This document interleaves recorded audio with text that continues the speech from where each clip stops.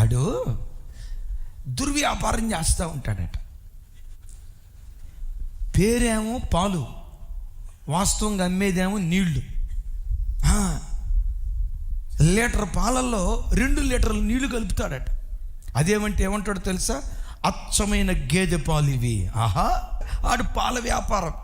అద్భుతం ఏంటంటే, 1 క్యాన్ నిండా పాలు తీసుకొచ్చేవాడట, 2 ఖాళీ క్యాన్లు తీసుకొచ్చేవాడట.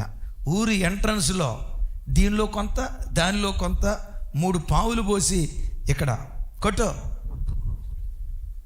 అదేమంటే స్వచ్ఛమైన గేదె పాలు అంటూ ఉంటాడట.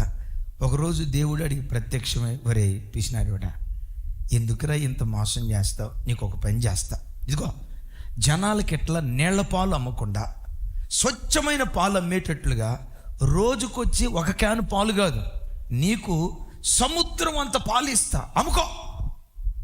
ఎంత తోడుకుంటావో అంత తోడుకో. ఆ సముద్రంలో ఉన్న పాళ్ళన్నీ తోడుకొని అమ్ముకోరా అని చెప్పాడట. వాడంట గట్టం కింద చేయి పెట్టుకొని నీరసంగా ఉన్నాడంట. అరే, నీ బాధ ఏంటో చెప్పరా? పాల సముద్రం ఇచ్చావు కానీ నీళ్ళ సముద్రం వేయలేదు కదయ్యా. దేవుని బిడ్డలారా, స్థిర బుద్ధి కలిగిన వాడు ధనం మీద వ్యామోహం ఉండదు. అలాగని సంపాదించడం తప్పని కాదు, కష్టపడటం తప్పని కాదు. నేను అంటాను, స్థిర బుద్ధి కలిగిన వాడు ధనం మీద వ్యామోహాన్ని చంపుకుంటాడు. కొంతమంది చూడండి, కష్టపడి సంపాదించరు. గమనించండి, ఈ గేమ్ ఆడితే డబ్బులు బాగా వస్తాయేమో, దానిలో పెట్టుబడితే డబ్బులు బాగా వస్తాయేమోనని కష్టాన్ని ప్రక్కన పెట్టి వక్రమ మార్గాల్లో సంపాదించుకోవడానికి ప్రయత్నం చేస్తారు. రేపు ఎర్లీ మార్నింగ్ మెసేజ్లో చెప్తాను. ఏమన్నాడు తెలుసా? అబ్రహాం లింకన్ తన కొడుకు చెప్తూ, నాన్న, నీ కష్టాతీతం కానిది 100 రూపాయలు నీకు వచ్చిన దానికంటే నీ కష్టంతో రూపాయి సంపాదించు, దాంతో తృప్తిగా బ్రతుకు.